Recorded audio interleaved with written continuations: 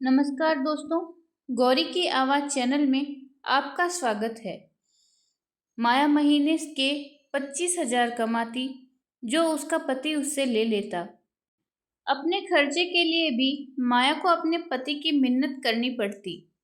उसका पति तो खुद बाहर अच्छे अच्छे खाने खाता और उसे बाजार से दाल सब्जी खाने के लिए ला देता कि घर में खाना बनाने पर राशन लाना पड़ेगा, और खुद महंगी महंगी शॉपिंग करता।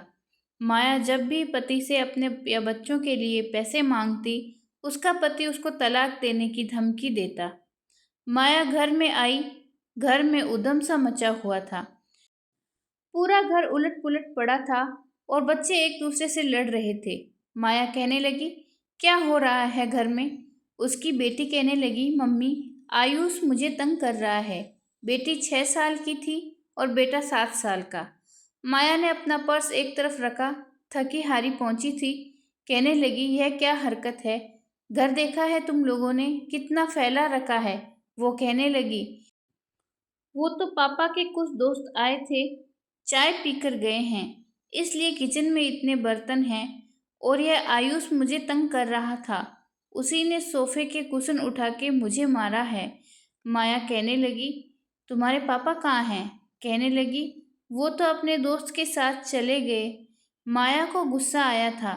घर में बच्चे अकेले थे। फिर आयुष कहने लगा, मम्मी, हमें भूख लगी है, खाना दे दो। वो कहने लगी, तुम्हारे पापा ने बाजार से खाना नहीं लाकर दिया? बच्चे कहने लगे कि नहीं, पापा कहकर गए हैं, मैं जा रहा हूँ अपने दोस्तों के साथ, रात को खाना खाकर आऊँगा। माया को हैरत हुई, कितना अजीब और लापरवाह इंसान था। छोटे छोटे बच्चों को अकेला छोड़ गया। अगर कोई घर में आ जाता तो क्या होता? ना तो कमाता था और ना ही घर की जिम्मेदारी उठाता था। माया ने कुशन जमीन से उठाकर सोफे पर रखे, घर को ठीक किया और फिर बच्चों को पास्ता बनाकर दे दिया। बच्चे खुश होकर खाना खाने लगे। खुद उसने भी वही खाया था, साथ अपने लिए एक कप चाय भी बना ली थी। सर दर्द से फटा जा रहा था। एक तो बैंक का काम और उस पर पति की लापरवाही। अब तो वह थकने लगी थी। उसने जब रवि को फोन किया तो पीछे से हंसने और बातें करने की आवाजें आ रही थी। वह कहने लगी, कहाँ हैं आप? रवि कहने लगा, तुम्हें क्या परेशानी है? घर पर बैठूं तो उठने नहीं देती, अब दोस्तों में बैठा हूं तो तुम्हें परेशानी है। वह कहने लगी, बच्चों को अकेला छोड़ चले गए। रवि कहने लगा, मैंने कहा था आयुष से कि दरवाजा अच्छे से बंद कर ले। माया कहने लगी, आयुष कौन सा बहुत बड़ा है जिसे आप यह कहकर गए थे कि दरवाजा बंद कर लेना, और वह किसी के आने पर दरवाजा खोलता नहीं। वह कहने लगा, क्या हो गया है? कुछ हुआ है क्या? माया कहने लगी, आपको इसी का इंतजार है, जब कुछ होगा तब एहसास होगा। वह कहने लगा, देखो, इस समय तुम्हारा लेक्चर सुनने के मूड में नहीं हूँ, दोस्तों में बैठा हूँ, घर आकर बात करूंगा तुमसे। वो कहने लगी, बच्चों को खाना भी नहीं लाकर दिया।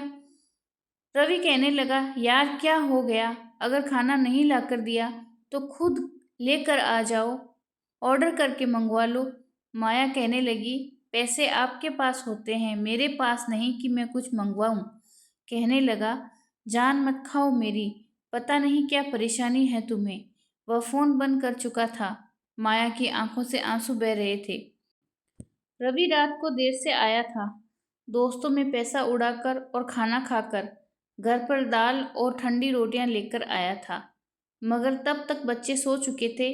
माया उसे देखकर कहने लगी, यह टाइम है तुम्हारा घर आने का, रात का 1 बज रहा है। रवि कहने लगा, तमीज से बात करो, मेरी जिंदगी है, मेरा जब दिल चाहेगा आऊँगा, जब दिल चाहेगा जाऊंगा। तुम कौन होती हो मुझे रोकने टोकने वाली? माया कहने लगी, आखिर तुम गंभीर होकर क्यों नहीं सोचते? बच्चे बड़े हो रहे हैं, खर्चे बढ़ रहे हैं, मैं अकेली तो सारी जिम्मेदारी नहीं उठा सकती। रवि कहने लगा, तुम ही उठाओगी, जी चाहो तो एक्स्ट्रा टाइम भी बैंक पर लगाना शुरू कर दो। वो कहने लगी, बैंक मेरे बाप का नहीं है जो मुझे एक्स्ट्रा टाइम देगा और एक्स्ट्रा पैसे देगा। वो कहने लगा, तो फिर ऑनलाइन काम कर लो, यह कहते हुए तकिया ठीक करके लेट गया। माया रो देने की थी। रवि मनमर्जी का मालिक था। ना तो उसे पत्नी के पैसे खर्च करने में शर्म आती थी, ना ही पत्नी के साथ कठोर व्यवहार करने में उसे कोई बुराई नजर नहीं आती थी। सुबह उठते ही माया बैंक के लिए तैयार हो रही थी जब मकान मालिक ने दरवाजा खटखटाया। माया ने रवि को उठाया कि जाओ, जाकर बात करो। वह कहने लगा, मैं क्या बात करूं? किराया तुमने देना है, तुम बात करो। माया कहने लगी, रवि, मैं सारे पैसे तुम्हें दे चुकी हूँ। कहाँ हैं किराए के पैसे? तुमने अभी तक किराया क्यों नहीं दिया? रवि कहने लगा, रात को दोस्तों में खर्च हो गए। यह सुनकर तो जैसे माया को हैरत का झटका लगा था। माया बोली, तुमने 8,000 उड़ा दिए, वह भी एक रात में। रवि बोला, पिछले 6 महीने से मेरे दोस्त खाना खिला रहे थे, आज मैंने खिला दिया तो क्या हो गया? मकान मालिक को बोलो अगले महीने डबल किराया ले लेना। माया कहने लगी, और यह डबल किराया कौन देगा? तुम जानते हो मैं किस तरह से फूंक फूंक कर खर्चा करती हूँ। मेरे पास तो इतने एक्स्ट्रा पैसे नहीं होते। वो कहने लगा, मुझे नहीं पता, मेरी नींद खराब मत करो। तुमने जो मकान मालिक से कहना है कह दो। माया जैसे ही बैंक के लिए निकलने लगी, मकान मालिक माथे पर बल डाले खड़ा था। कहने लगा, यह तो हर तीसरे महीने का तमाशा हो गया है। आप टाइम पर किराया नहीं देती। देखिए, अगर ऐसे ही चलता रहा तो मैं अपना मकान किसी और को किराए पर चढ़ा दूंगा। वैसे भी मुझे इसका 10,000 किराया मिल रहा है। मैं तो इसलिए चुप था कि चलो पुराने किराएदार हैं, रहते हैं तो रहें, लेकिन अगर आपने अब टाइम पर किराया नहीं दिया तो मैं आपको निकाल दूंगा। माया कहने लगी, अगले महीने में आपको 2 महीने का किराया दे दूंगी, आप चिंता न करें। वह बिजली का बिल उसके हाथ में थमाकर जा चुका था। 2,000 रुपये का बिजली का बिल आया था। माया सर पकड़कर बैठ गई थी। बैंक में नौकरी करती थी, कैशियर की नौकरी करती थी, और अगर पैसों की जरा भी हेराफेरी हो जाती तो उसकी सैलरी से पैसे कट जाते। गायब दिमागी से वह काम कर रही थी। क्या करती? घर के खर्चों को सोच सोच कर परेशान होकर रह गई थी। ऐसा नहीं कि रवि पढ़ा लिखा नहीं था, पढ़ा लिखा था, लेकिन जॉब नहीं करता था। कहता था, कोई मुझ पर रौब जमाता है तो मुझसे बर्दाश्त नहीं होता, और जो आदमी नौकरी करता है उसे अपने मालिक की सुननी पड़ती है, लेकिन वह किसी की नहीं सुनता था। अपने आप में यूं रहता था जैसे किसी बड़े राजघराने की संतान हो।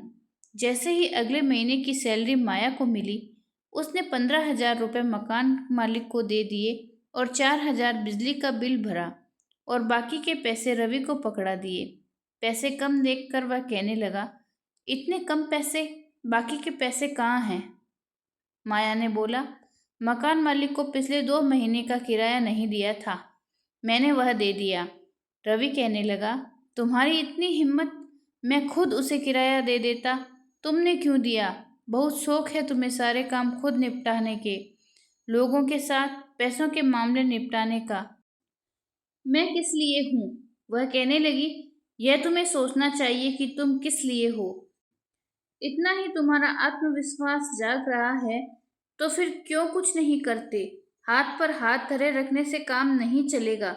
वह कहने लगा, ज्यादा बातें न सुनाओ मुझे। यह कहने के बाद उसने पैसे जेब में डाल लिए।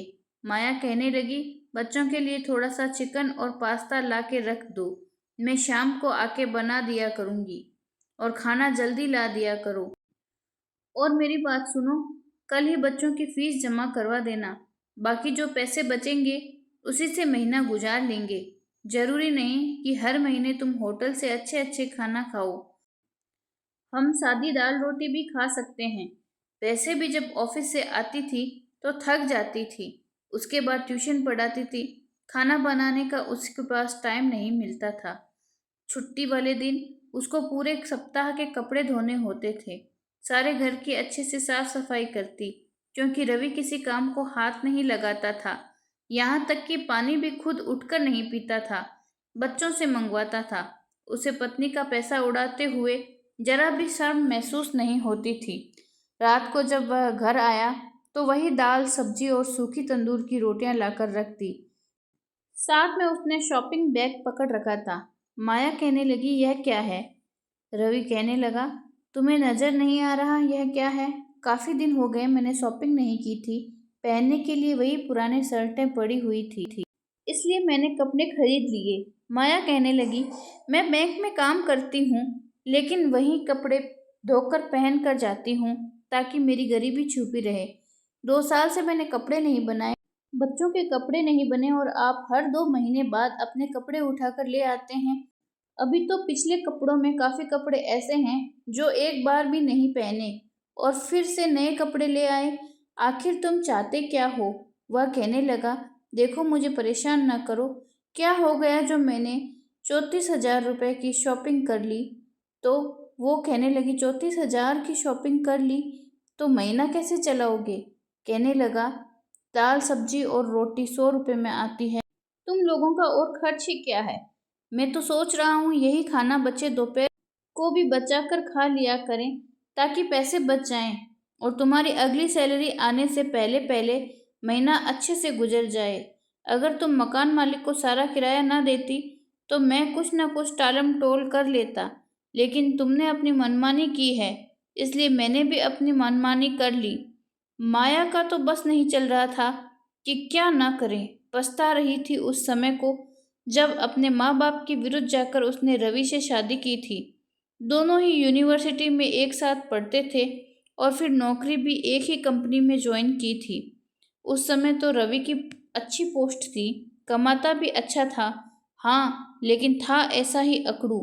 बॉस की जरा सी बात पर जॉब छोड़ने की धमकी दे देता, लेकिन वह उसे समझा देती थी। फिर माया को बैंक की तरफ से ऑफर हुई तो उसने तुरंत बैंक में जॉब कर ली। उसके घर वालों ने माया से कहा कि उन्होंने लड़का देख लिया है, उससे उसकी शादी कर देंगे, लेकिन वह नहीं चाहती थी कि अपने माता पिता की पसंद से शादी करें, इसलिए उसने साफ इनकार कर दिया। कहने लगी, मैं इस लड़के से शादी नहीं करूंगी। उसकी माँ कहने लगी, क्या मतलब है तुम्हारा?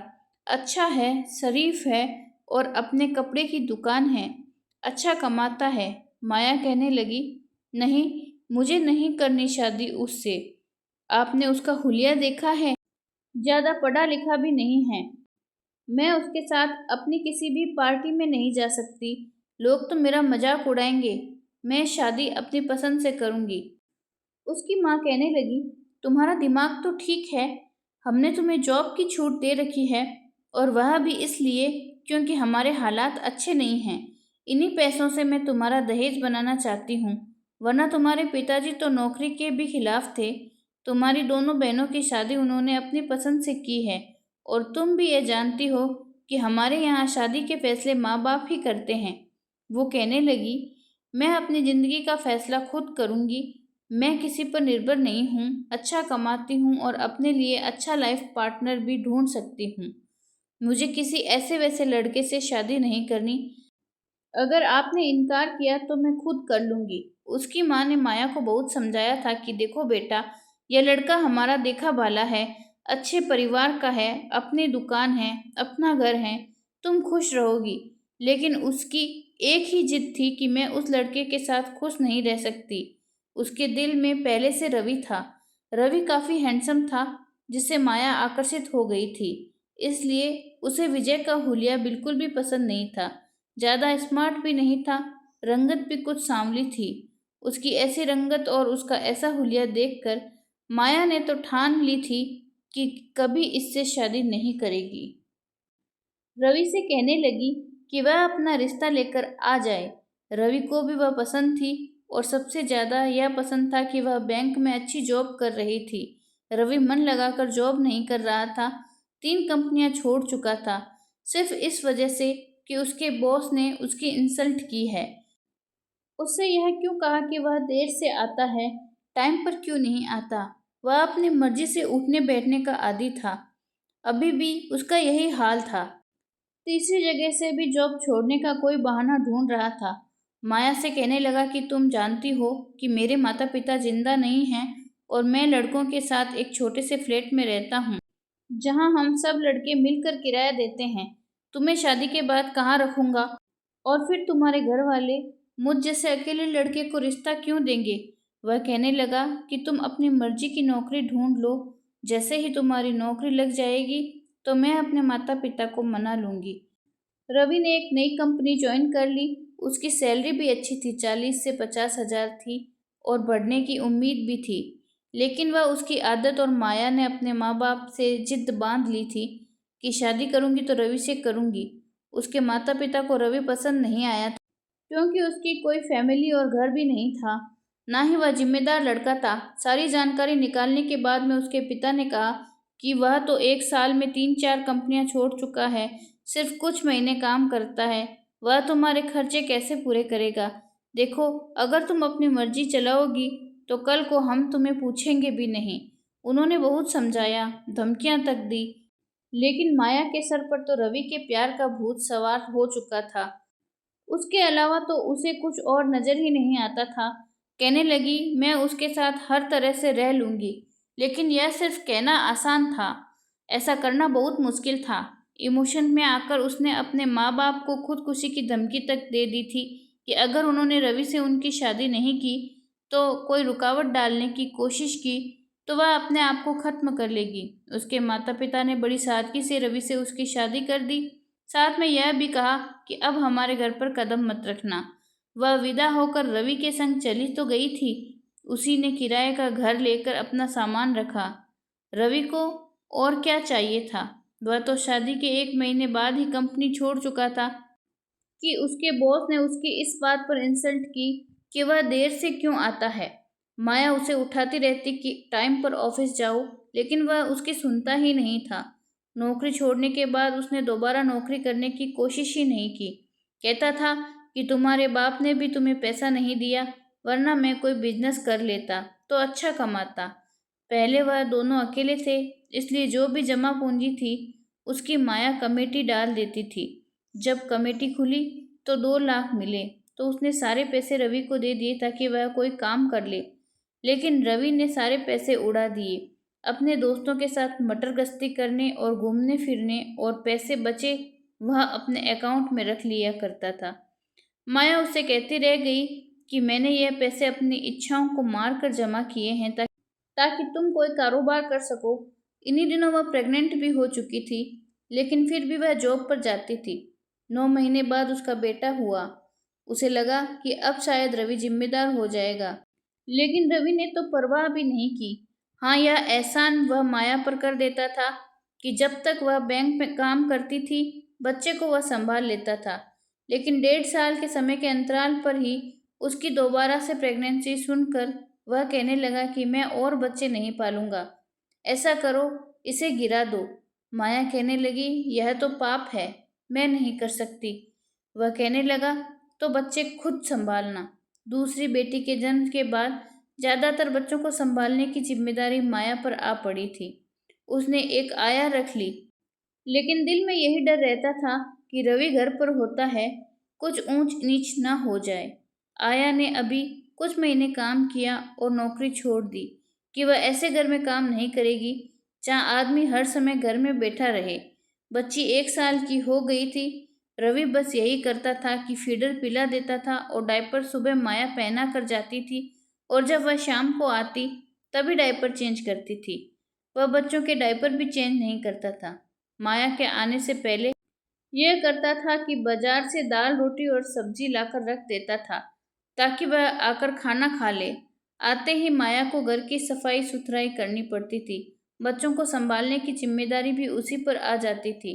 कई बार वह रवि से कह चुकी थी कि ऐसा करो, डिलीवरी का काम कर लो, मोटरसाइकिल तुम्हारे पास है ही, रोजाना के अगर तुम 500 भी कमा लोगे तो मेरी बहुत बड़ी हेल्प हो जाएगी। लेकिन वह कुछ नहीं करता, बल्कि पेट्रोल के पैसे भी माया से मांगता था। माया को अपने फैसले पर पछतावा होने लगा था। उसने एक अच्छी और इज्जत की जिंदगी को छोड़कर प्यार के खातिर मुसीबत अपने गले डाल ली थी। अपने बच्चों के, पति की, सबकी जिम्मेदारी वह खुद उठा रही थी। रवि को बिल्कुल भी परवाह नहीं थी कि वह कैसे कमाती है, क्या करती है। जब खर्चे बढ़ने लगे तो घर आते ही माया ने ट्यूशन पढ़ाना शुरू कर दिया। रवि को भी यही काम कहा था कि अगर वह चाहे तो होम ट्यूशन का ही काम कर ले। शुरू में तो वह मान गया। घरों में ट्यूशन पढ़ाने लगा, लेकिन वह अपनी मर्जी का मालिक। जरा सी बात होती तो नौकरी छोड़कर आ जाता। पिछले 2 साल से तो उसने बिल्कुल काम करना छोड़ दिया था। बच्चों के स्कूल के खर्चे भी बढ़ चुके थे। अब तो माया के पास समय ही नहीं होता था। घर आती थी जल्दी से बच्चों को, और घर संभालने के बाद उसके पास ट्यूशन के बच्चे आ जाते थे। ज़्यादातर स्कूल कॉलेज की लड़कियां और लड़के होते थे। उस पर भी कभी कभी रवि शक करने लगता कि इतने बड़े बड़े लड़कों को पढ़ाती हो। वह कहने लगी, तो फिर तुम पढ़ा लिया करो, मैं अकेली क्या क्या करूं? सिर्फ बैंक की सैलरी से गुजारा नहीं होता। रात 10 बजे तक वह बच्चों को ट्यूशन पढ़ाती और उसके बाद थक कर चूर हो जाती। अब तो रवि का यह हाल था। माया उसको यह कहती थी कि तुम क्यों नहीं नौकरी ढूंढते, सारा दिन घर में पड़े रहते हो। तो वह उसके मुंह पर थप्पड़ भी दे मारता, कहता अपनी जुबान संभाल करके बात करना, वरना तुम्हें तलाक दे दूंगा। तुम्हारे माँ बाप ने तो वैसे भी तुम्हें छोड़ दिया है, एक बार भी पीछे पलट कर नहीं देखा कि तुम किस हाल में हो। मुझे तो लग रहा था कि तुम्हें तुम्हारा हिस्सा मिलेगा। मुझे क्या पता था कि मैं एक कंगली औरत से शादी कर रहा हूँ। वह कहने लगी, तुम्हें शर्म नहीं आती?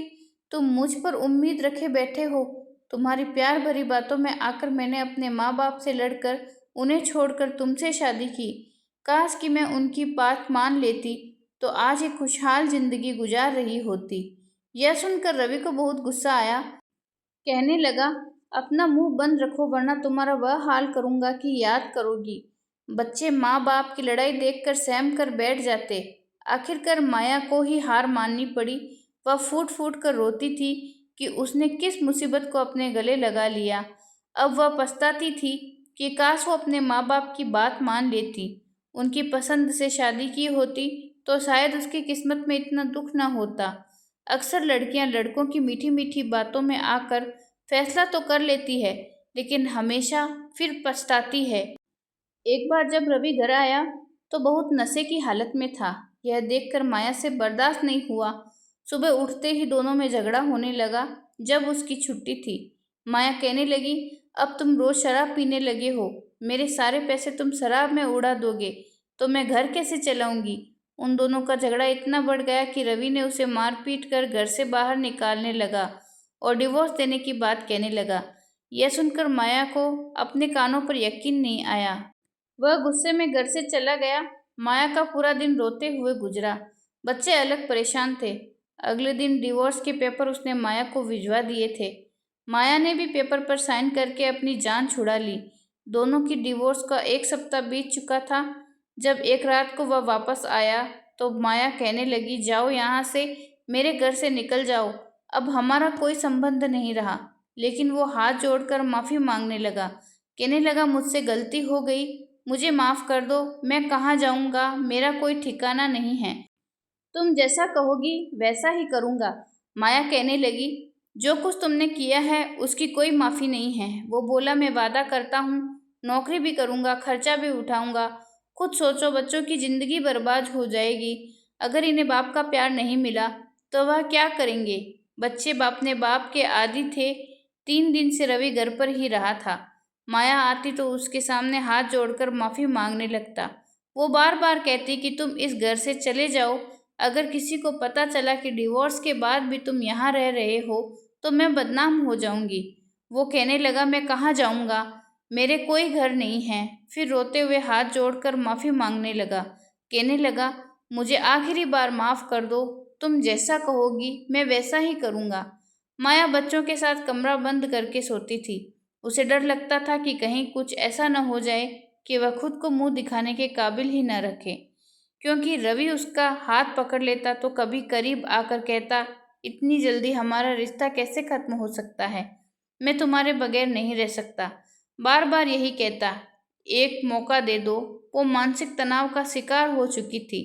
माया को समझ नहीं आ रहा था कि वह क्या करे। वो जानती थी कि अगर माँ बाप के पास गई तो वह उसे गलत ही कहेंगे।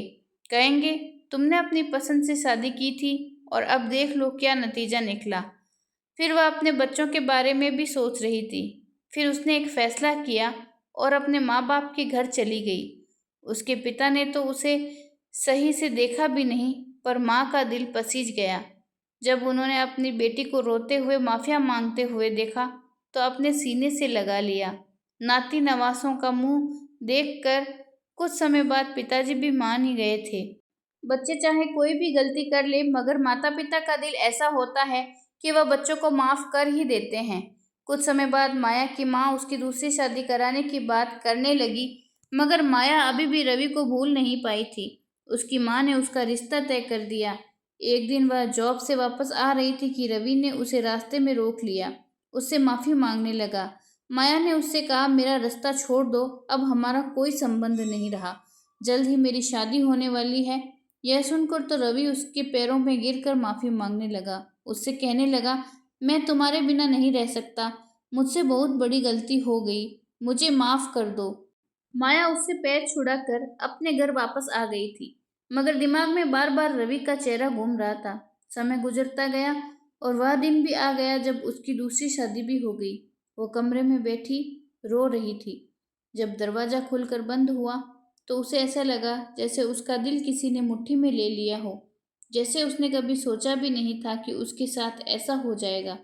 रवि के सिवा किसी और का सोच भी नहीं सकती थी, लेकिन जैसे ही उसने सामने बैठे आदमी को देखा तो उसके होश उड़ गए। वह विजय था, लेकिन वह हैरान नहीं था। वह कहने लगा, मैं तुम्हें शुरू से पसंद करता था, लेकिन तुमने ऐसे इंसान को पसंद किया जिसने तुम्हारी जिंदगी बर्बाद कर दी। मैं जानता था कि वह तुम्हें तलाक दे चुका है, यह बात छुपती नहीं है। जब तुम्हारी माँ ने दूसरी शादी की बात की तो मैंने तुरंत हामी भर ली। मैं तुम्हें छोड़ना नहीं चाहता था, तुम्हारे बच्चों को भी संभाल लूंगा। बस यह कहना चाहूंगा कि ऐसा मौका दोबारा नहीं मिलेगा। यह सुनकर माया रोने लगी। उसे एहसास हो चुका था कि उसने कितने बुरे इंसान को चुना था, जिसको उससे कभी प्यार नहीं थी, उसके नौकरी और पैसों से प्यार था। विजय उससे बहुत प्यार करता था। कुछ समय में ही उसने माया के बच्चों को भी अपना बना लिया था। वह भी उसके साथ बहुत खुश थे। एक सुबह माया बैंक जा रही थी तो बैंक के सामने रवि खड़ा था। उसकी हालत बहुत बुरी हो रही थी। अभी वह माया से माफी मांग रहा था और उसे कह रहा था कि उस गंवार इंसान को डिवोर्स लेकर वह उसके साथ चले। माया कहने लगी, मैं अपने पति के साथ बहुत खुश हूँ, तुम्हारे साथ अब और परीक्षाएं नहीं झेल सकती। जो गलती मैंने की उसकी सजा मुझे तुम्हारे रूप में मिल चुकी है। अगर आगे से मेरे सामने आए तो मैं पुलिस में कंप्लेंट कर दूंगी। आखिर में मेरी सब लड़कियों से रिक्वेस्ट है कि कभी अपने माँ बाप का दिल दुखाकर ऐसा फैसला ना करें कि जीवन भर पछताना पड़े। जरूरी नहीं कि हर किसी के जीवन में विजय जैसा इंसान आए जो उसकी कठिनाइयों को खत्म कर दे। तो दोस्तों, इस कहानी को लेकर आपकी क्या राय है? क्या रवि के साथ ऐसा ही होना चाहिए था? कमेंट बॉक्स में जरूर बताएं। और अगर आपको हमारी आज की कहानी अच्छी लगी हो तो प्लीज़ इसे लाइक जरूर करें। अगर आपने अभी तक हमारे चैनल को सब्सक्राइब नहीं किया है तो जरूर कर दीजिए। कहानी में लगातार बने रहने के लिए आपका बहुत बहुत धन्यवाद।